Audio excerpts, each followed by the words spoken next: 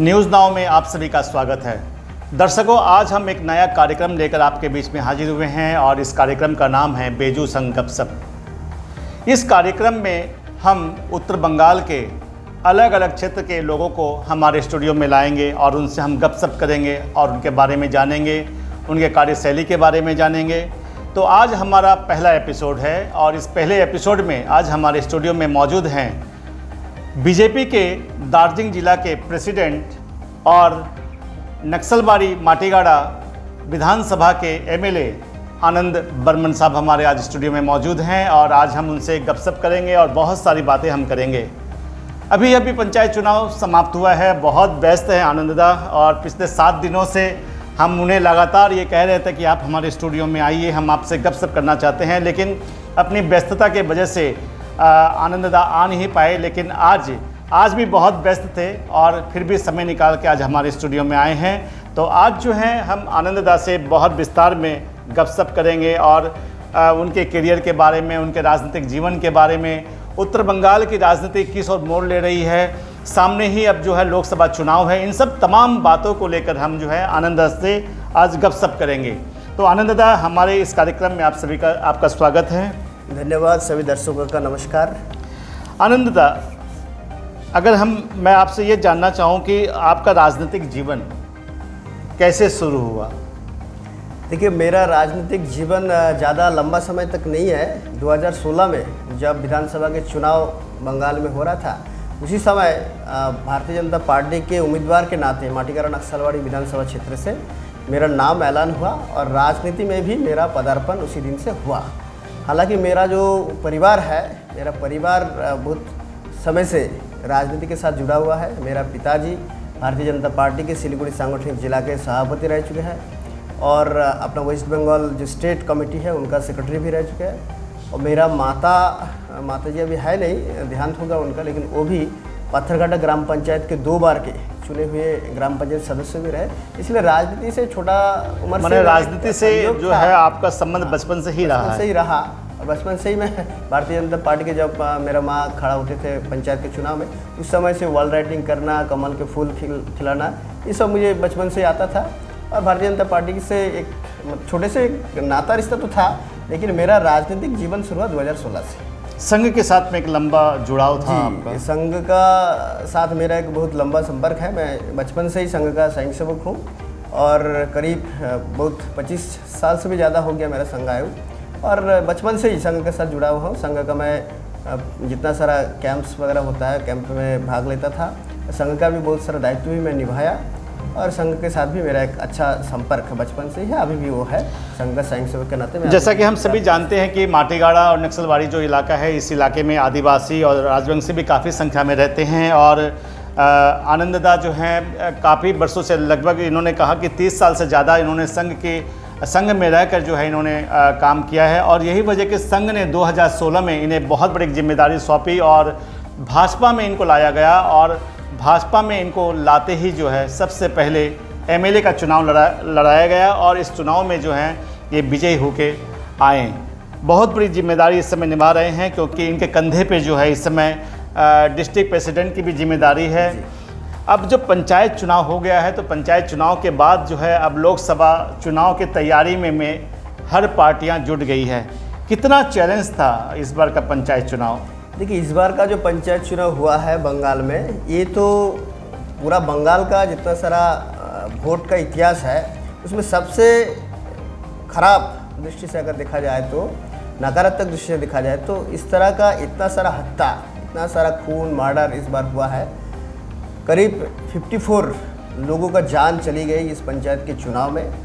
हज़ारों लोग पंचायत के नॉमिनेशन भर नहीं पाए। अभी भी जो लोग पंचायत में जीते हैं वो लोग अभी घर छोड़ के बाहर, कोई असम में है, कोई बिहार में है, ऐसा कुछ अलग अलग स्टेट में रह रहे हैं।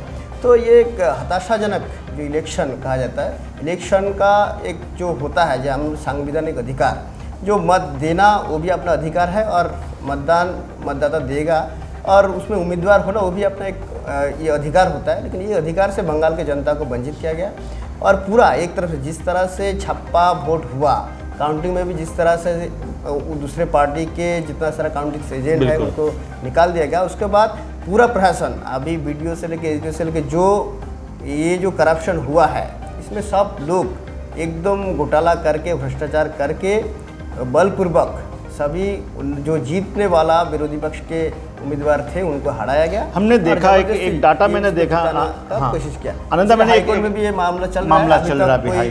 कोई विजयी ऐसा कुछ घोषित ना हो, इसका भी एक ये जारी हो गया, नोटिफिकेशन हो गया है। अभी पता नहीं क्या होगा।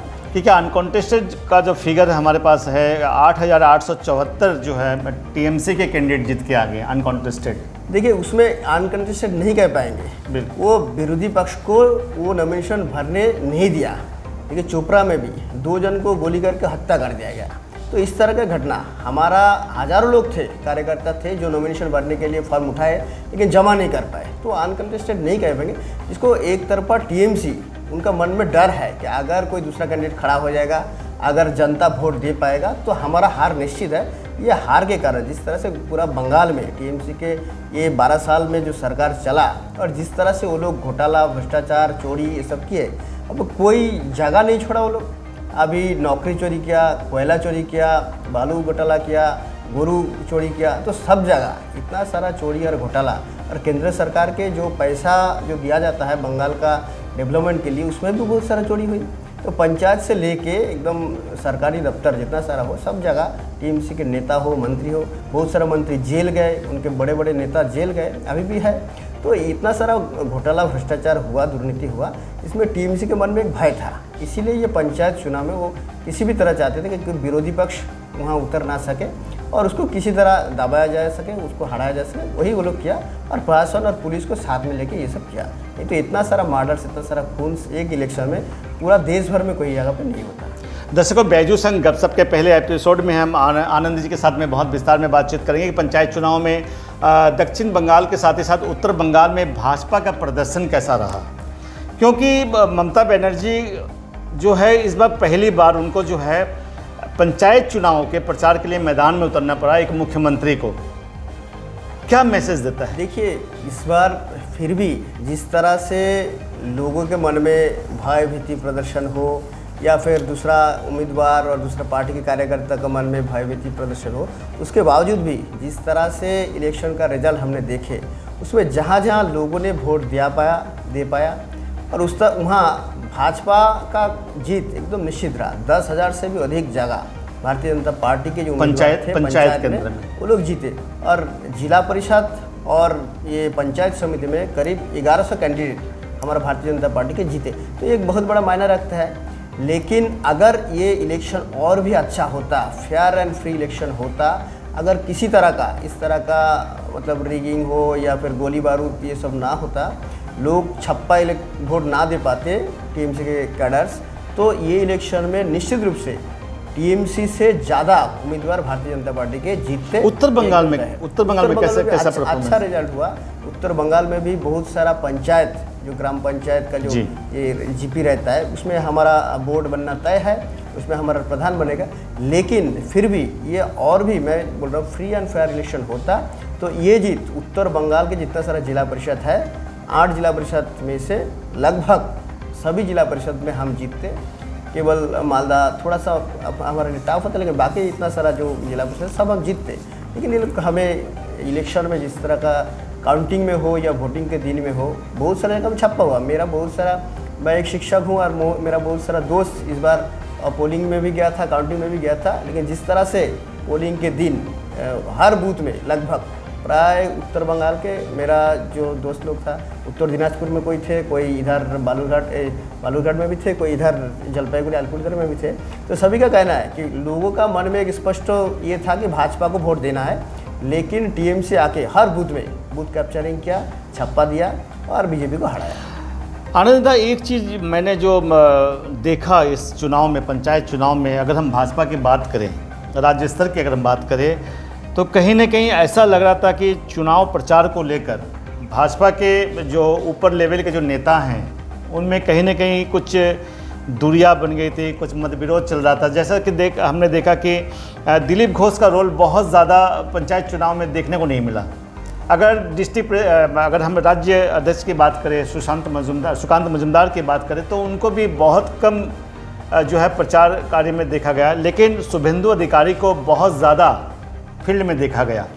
नहीं, ऐसा कोई बात नहीं है। अपना ये बंगाल में अभी मान लीजिए भाजपा के बंगाल के ओर से जो नेता है उसमें सुकांतो दास, शुभेंदु दास, दिलीप दास तीनों को दिग्गज नेता माना जाता है। और अपना जो इलेक्शन का जो सिस्टम है प्रचार के लिए, ये तीनों नेता का ऊपर समान जिम्मेदारी दिया गया था। और तीनों ने, हालांकि उसको डिस्ट्रिक्ट वाइज अलग अलग भाग किया गया था। मान लीजिए इतना सारा डिस्ट्रिक्ट्स है, 22 जिला में इलेक्शन हुआ, तो उसमें हर जिला में सब तो एक साथ तो जा नहीं पाएंगे, इसको अलग अलग डिवाइडेशन किया गया। हर नेता को मान लीजिए किसी को 10, किसी को 15, किसी को 20 ऐसा बड़ा बड़ा सभा करने का मौका मिला। लेकिन हमें ऐसा लग रहा है कि भाजपा की जो सेंट्रल कमेटी है उनका भरोसा शुभेंदु अधिकारी पर कहीं ज़्यादा था, नहीं ऐसा दिलीप घोष या सुकांत मजुमदार के बने। ऐसा कोई बात नहीं है। देखिए, सब नेता है बंगाल के लिए, सब इफेक्टिव नेता है, सब अच्छे आंदोलन करते हैं, अच्छे काम करते हैं, तो ऐसा लोगों के मन में लग सकता है। लेकिन भाजपा में ऐसा नहीं है। तीनों मिलकर अच्छा सहयोग के नाते बंगाल में भाजपा को अच्छा जीत हो या अगले दिन भाजपा का संगठन हो और इस सरकार बने, इसके लिए तीनों का समान अवदान रहेगा और तीनों मिलकर ही ये काम कर रहे हैं। बिल्कुल।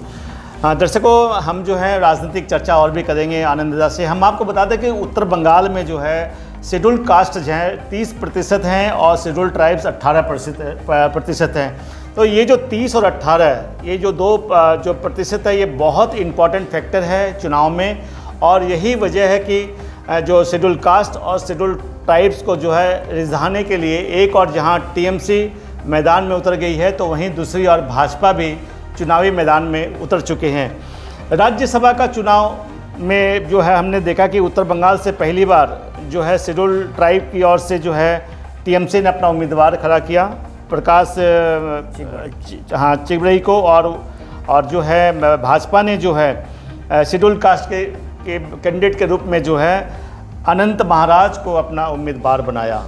तो कहीं न कहीं शेड्यूल कास्ट और शेड्यूल ट्राइब्स को जो है अपनी ओर खींचने के लिए अभी से राजनीति शुरू हो गया। आनंद, क्या कहना चाहेंगे? ये ऐसा कोई बात नहीं। ये बात सही है कि उत्तर बंगाल में राजवंशी समुदाय के काफ़ी लोग रहते हैं, यहाँ आदिवासी समुदाय के बहुत लोग रहते हैं, उसके अलावा गोरखा जनजाति के लोग भी रहते हैं और नमशूद्रो मतुआ लोग भी बहुत सारा है।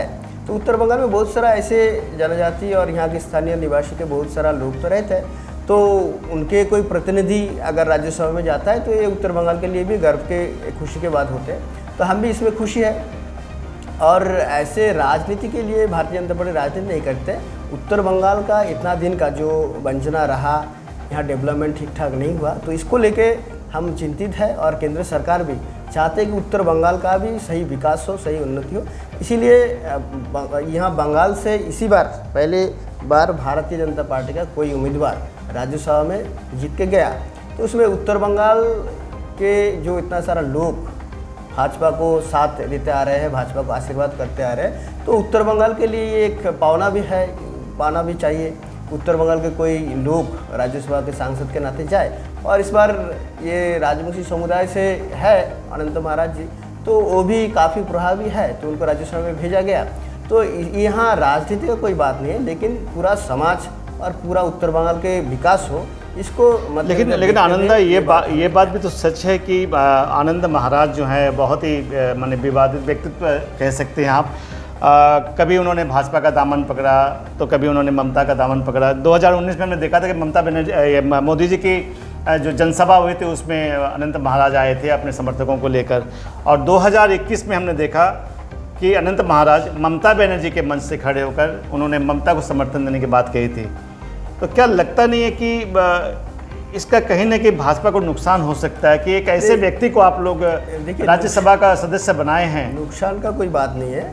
देखिए, भारतीय जनता पार्टी उत्तर बंगाल के किसी व्यक्ति को राज्यसभा में भेजा और उत्तर बंगाल का जनता इसमें खुश है। तो उत्तर बंगाल का जनता इससे पहले भी लोकसभा के चुनाव भी देखे या विधानसभा के चुनाव भी देखे, उत्तर बंगाल में भारतीय जनता पार्टी को अच्छा रिजल्ट मिला, ताकि क्योंकि उत्तर बंगाल के लोग भाजपा के साथ है, भाजपा को उन्होंने वोट दिया। तो इसलिए उत्तर बंगाल से कोई अगर राज्यसभा में कोई प्रतिनिधित्व करते हैं तो उत्तर बंगाल की जनता खुश होंगे और इसका नतीजा भी हमें निश्चित रूप से मिलेगा आने वाला दिन में। नहीं, अनंत महाराज कहते हैं कि मैं वो उत्तर बंगाल के 18 लाख राजवंशियों का नेतृत्व करता हूँ। आप भी राजवंशी हैं, क्या आप अनंत महाराज को अपना नेता मानते हैं? देखिए, उत्तर बंगाल में जितना सारा राजवंशी है, अनंत महाराज वो उनका एक धर्मगुरु के नाते उनका एक प्रभाव है। उनका बहुत सारा ऐसे राजवंशी समाज में बहुत भक्त पूरा उत्तर बंगाल के साथ साथ आसाम में भी है।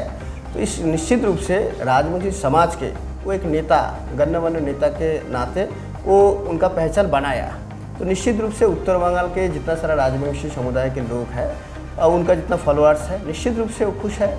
और आने वाला दिन में ये जो अभी भाजपा के साथ उनका जो संपर्क बना और राज्यसभा में वो सदस्य बने, तो निश्चित रूप से आने वाला दिन में अनंत महाराज और उनके सारा फॉलोअर्स जितना सा है, उत्तर बंगाल के राजवंशी कामतापुरी समाज के जितने सारे लोग हैं, निश्चित रूप से वो भारतीय जनता पार्टी के साथ जुड़ेंगे।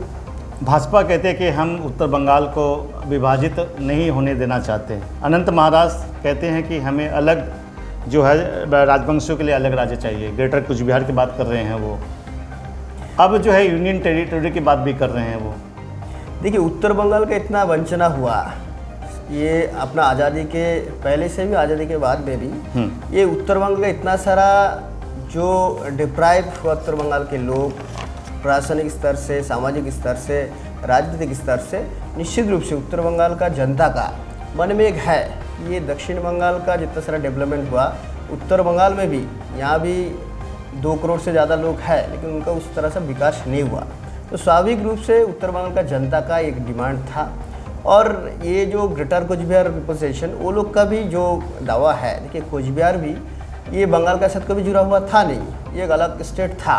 और ब्रिटिश पीरियड से भी पहले, ब्रिटिश का राज 200 साल चला, लेकिन उससे पहले भी ये कुछ बिहार एक बहुत बड़ा, कुछ बिहार का जो राजा, इसको महाराजा कहते थे, और उसके अंडर में 21 राजा होते थे। तो ये 500 साल का इतिहास है कुछ बिहार राज परिवार या फिर साम्राज्यों का जो इतिहास। और ये एक बहुत बड़ा साम्राज्य था। उस समय ये राज्य में अपना करेंसी भी चलता था, अपना सेना बाहिनी था, अपना रेल लाइन था, अपना विमान था, सब कुछ था। मतलब एक बड़ा राज परिवार, बड़ा साम्राज्य के नाते ये थे। तो इस हिसाब से ये बंगाल का साथ जिस तरह से जुड़ा, ये भी कुछ बिहार के लोग वो अपने मन से नहीं लेते, क्योंकि उनका साथ जो एग्रीमेंट जो हुआ था जब ये देश का आज़ादी मिले, तो उस समय सी कैटेगरी की स्टेट देने का बात था। 1949 में जो 28 अगस्त का जो मर्जर एग्रीमेंट जो हुआ था उसमें था, लेकिन वो हुआ नहीं। तो इसलिए कुछ बिहार का जनता का ये जो डिमांड वो करते हैं, तो उसमें कोई गलती भी नहीं है। लेकिन हम लोग भारतीय जनता पार्टी के हिसाब से हम चाहते हैं कि पूरा देश को विकास होना चाहिए, पूरा हर जितना सारा राज्य है सबका सही विकास होना चाहिए और सभी को विकास मिलना चाहिए। इसीलिए हम बोलते हैं कि सबका साथ सबका विकास। तो ये विकास के राजनीति हम करते हैं। उनका एक अलग सा मांग है, वो कुछ बिहार के है, कुछ बिहार के जनता का ये मांग है, तो उनका एक सही मांग है। लेकिन ये तो कहना नहीं सकते कि राज्य होगा कि नहीं होगा, ये केंद्र सरकार के हाथ में है। केंद्र सरकार चाहते हैं तो राज्य हो सकता है, केंद्र सरकार नहीं चाहते तो नहीं होगा। लेकिन हम पूरा विकास के राजनीति करते हैं और विकास के माध्यम से पूरा जो इतना दिन का वंचना है वो वंचना का मिटाने के लिए हम काम करते हैं। अब जो है लोकसभा चुनाव में बहुत कम समय रह गया है, 2024 में चुनाव होने हैं और पंचायत चुनाव के साथ जो है भाजपा राज्य में दूसरी सबसे बड़ी शक्ति बनकर उभरी है। अब क्या रणनीति रहेगी आप लोगों की लोकसभा चुनाव को लेकर, क्या तैयारियां आप देखिए, लोगों ने? बंगाल में जिस तरह का राजनीति चल रहा है, जिस तरह का हत्या का राजनीति, खून का राजनीति, मर्डर का राजनीति, ये राजनीति ज़्यादा दिन बंगाल में नहीं चल सकता है। इसीलिए केंद्र सरकार भी चिंतित है, पूरा बंगाल के साधारण जनता भी भयभीत है और पूरा देश के जनता, विश्व के जनता वो भी देख रहे हैं कि इस तरह का राजनीति कहीं नहीं होता। देखिए, आज पंचायत निर्वाचन केवल बंगाल में नहीं होता, पूरा देश भर में होता है, इतना सारा अलग स्टेट्स है, सब में होता है। लेकिन कहीं जगह 1-2 व्यक्ति का हत्या कोई कारण से हो सकता है, लेकिन इतना 50 से अधिक लोगों का मौत, उनका मृत्यु, ये सही नहीं है। तो अभी बंगाल के जनता को भी सोचना होगा कि ये राजनीति कितना दिन चलेगा। टीएमसी का साथ अभी जनता नहीं है, पूरा जनता अभी टीएमसी का साथ छोड़ना शुरू कर दिया, इसीलिए वो लोग डर के मारे ये सब कर रहे हैं। लेकिन देखिए, ये रिगिंग करके, ये छप्पा दे के आप कितना दिन आप जीत पाओगे। लेकिन आने वाला जो लोकसभा का चुनाव होगा, इस बार भी जिस तरह से सेंट्रल फोर्स आए, उनको बिठा के रखा, उनको कोई डिप्लॉय नहीं हुआ, वो लोग बैठ के रहा, वो लोग को पता नहीं चला कि हमें क्या काम करना है। लेकिन आने वाला दिन में जो चुनाव होगा, निश्चित रूप से इसका जवाब, जो लोग वोट नहीं दे पाए, जो लोग खड़ा हो नहीं पाए वोट में, वो लोग इसका जवाब देगा। और लोकसभा के चुनाव बहुत जल्दी आ रहा है, तो उसमें टीएमसी को एक बहुत बड़ा झटका लगने वाला है। और ऐसा अगर चलेगा तो ये जो सरकार भी अभी चल रहा है, ये सरकार भी 5 साल पूरा कर पाएगा या नहीं पाएगा, उसका भी एक बहुत बड़ा प्रश्न चिन्ह है।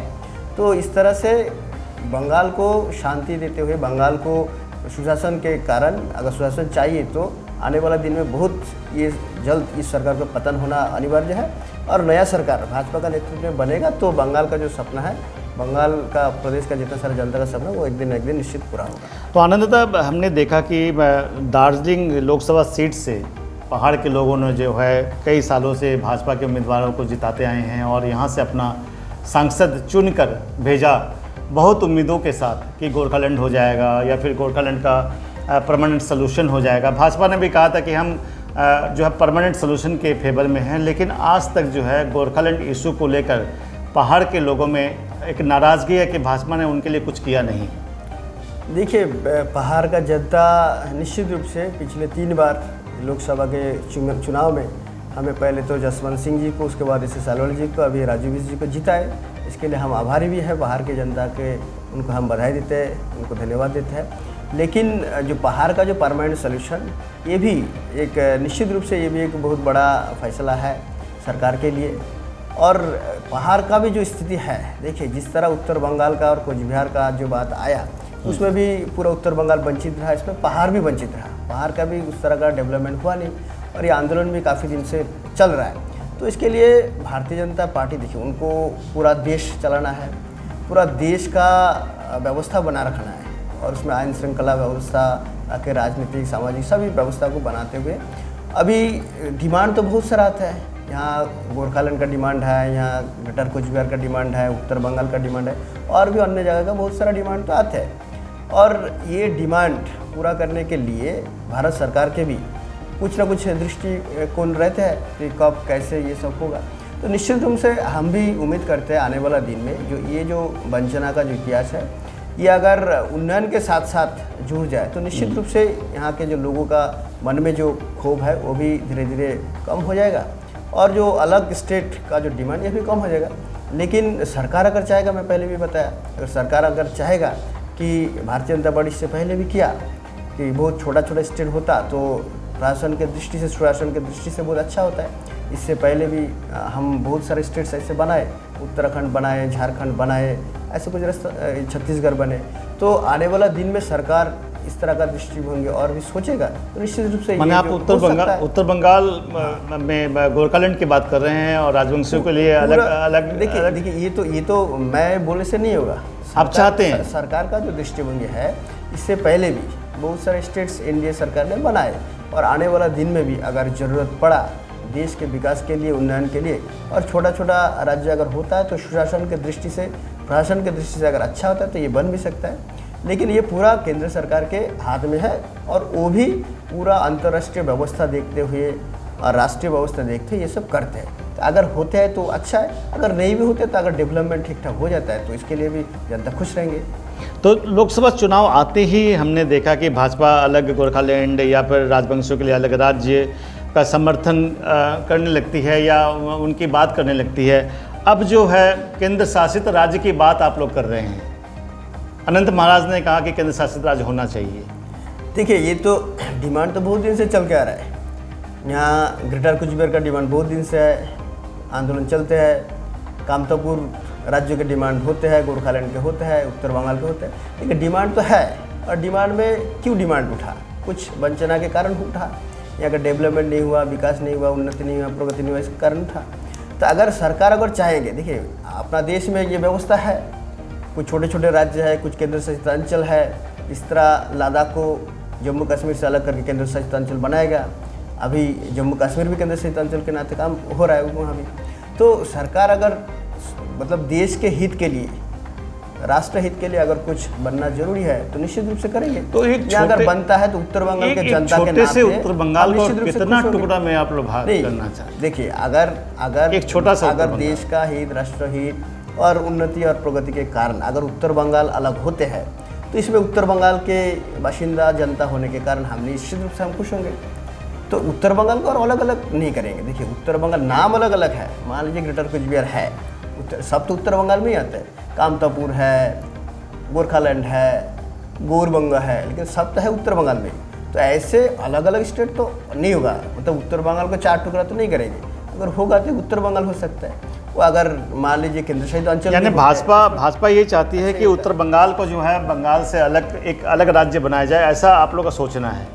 देखिए मैं बोल रहा हूँ, ये देखिए ये तो बीजेपी नहीं कर पाएगा, भाजपा नहीं कर पाएगा, लेकिन अगर केंद्र सरकार इससे पहले भी किया, ये कोई नया व्यवस्था नहीं है कि पहली बार होने जा रहा है, अगर करता है, जैसे बहुत सारे स्टेट का मैं बताया कि बिहार को तोड़ के झारखंड बनाएगा, वो आंध्र प्रदेश तोड़ के तेलंगाना बनाएगा, छत्तीसगढ़ बना, उत्तराखंड बना, लद्दाख बना, तो इस तरह अगर सरकार चाहेंगे कि देश हित में, राष्ट्र हित में, उन्नति प्रगति विकास के लिए उत्तर बंगाल को, इतना दिन का जो यहाँ डेवलपमेंट है, यहाँ जो उन्नति प्रगति नहीं हुआ है, तो इसका अगर डेवलपमेंट करना चाहिए, सही तरीक़ा से विकास करना चाहिए। अगर यहाँ केंद्र शासित अंचल बने या फिर कोई सेपरेट स्टेट बने, अगर सरकार चाहते तो हो सकता है, तो उसमें उत्तर बंगाल की जनता निश्चित रूप से खुश होंगे, हम भी खुश होंगे। तो कहीं न कहीं जो है आनंदमय जी ने ये कहा कि उत्तर बंगाल का विकास होना चाहिए, और विकास के मुद्दे पर अगर उत्तर बंगाल को अलग राज्य बनाया भी जाता है तो इसके बारे में सोचा जा सकता है, लेकिन ये जो सारा जो निर्णय है ये केंद्र सरकार को लेना है, जैसा कि आनंद जी ने कहा। क्या इस बार फिर लोकसभा चुनाव में राजू बिष्ट आपके उम्मीदवार होंगे? देखिए वो तो मैं नहीं कह पाऊँगा, ये अपना पूरा देश भर में इतना सारा अपना एमपी है, और कौन इस बार टिकट पाएंगे या नहीं पाएंगे ये अपना नेशनल लेवल पे तय होता है, अपना पार्लियामेंट्री बोर्ड रहता है, वो लोग तय करेंगे। राजू जी ने बहुत अच्छा काम किया यहाँ अपना विकास के लिए, पूरा इस क्षेत्र के लिए, सिलीगुड़ी, दार्जिलिंग आसपास के क्षेत्र के लिए बहुत अच्छा काम किया। निश्चित रूप से राजू जी भी अपना कैंडिडेट दोबारा होंगे, तो निश्चित रूप से उनको विजयी बनाने के लिए जितना सारा काम हमें करना होगा संगठन की दृष्टि से, राजनीति की दृष्टि से, वो हम निश्चित रूप से करेंगे। आनंद, हमने देखा कि कल जो है इंडिया की जो मीटिंग हुई थी उसमें मनघिसिंग सिंह भी गए थे, बैठक में शामिल हुए थे, और दूसरी ओर हमने कई दिन पहले देखा कि अनित थापा ने कहा कि राजू बिष्ट बहुत अच्छे इंसान हैं और बहुत अच्छे लीडर हैं। क्या कोई संकेत, कोई ऐसा होने जा रहा है क्या कि आप लोग अनित थापा के साथ गठबंधन करने जा रहे हैं पहाड़ पे? देखिए हो सकता है क्या? ये तो देखिए राजनीति में कौन कब किधर किसके साथ जाएगा, किसके साथ रहेगा, ये तो पहले से बोलना नहीं होता है, उम्मीद भी नहीं होता है, लेकिन राजनीति में सब कुछ संभव है। आज देखिए यहाँ कांग्रेस और सीपीएम टीएमसी के साथ लड़ रहा है, और दिल्ली में जाके, बेंगलुरु में जाके वो लोग अपने आप दोस्ती कर रहे हैं। तो यहाँ भी अनित थापा अभी तृणमूल के साथ उनका गठबंधन है, लेकिन अगर वो तृणमूल के साथ छोड़ देते हैं, हमारे साथ आता है, तो उनका हम स्वागत करेंगे, क्योंकि राजनीति में ऐसा कुछ परमानेंट दोस्त भी नहीं रहता, परमानेंट दुश्मन भी नहीं रहता। तो अगर आते हैं, वो हमारा साथ देते हैं, तो निश्चित रूप से हम उनको स्वागत करेंगे। दर्शकों, आनंद दा ने एक बहुत अच्छी बात कही कि राजनीति में कोई दुश्मन और दोस्त नहीं होता है। लोकसभा चुनाव बहुत करीब है, और लोकसभा चुनाव को लेकर, दार्जिलिंग लोकसभा सीट को लेकर भी जो है भाजपा ने अपनी रणनीति शुरू कर दिया है। अनित थापा ने कहा है कि राजू बिष्ट बहुत ही अच्छे इंसान हैं, अच्छे लीडर हैं, और कहीं न कहीं अब राजनीतिक महल में एक चर्चा शुरू हो गई है, क्या राजू बिष्ट अनित थापा को मैनेज करने में लग गए हैं? और आनंद दा ने जैसा कहा कि राजनीति में सब कुछ संभव है, यहाँ दोस्ती और दुश्मनी कोई मायने नहीं रखती है, राजनीति में सब कुछ संभव है। तो यही वजह है कि ये अटकलें लगाई जा रही है कि हो सकता है कि पहाड़ पर इस बार लोकसभा चुनाव में अनित थापा के साथ भाजपा गठबंधन कर सकती है। इसी तरह अगले हफ्ते फिर हम बैजू संघ गपशप में एक अलग शख्सियत के साथ आपके बीच मौजूद रहेंगे। फिलहाल हमें दे इजाज़त, नमस्कार।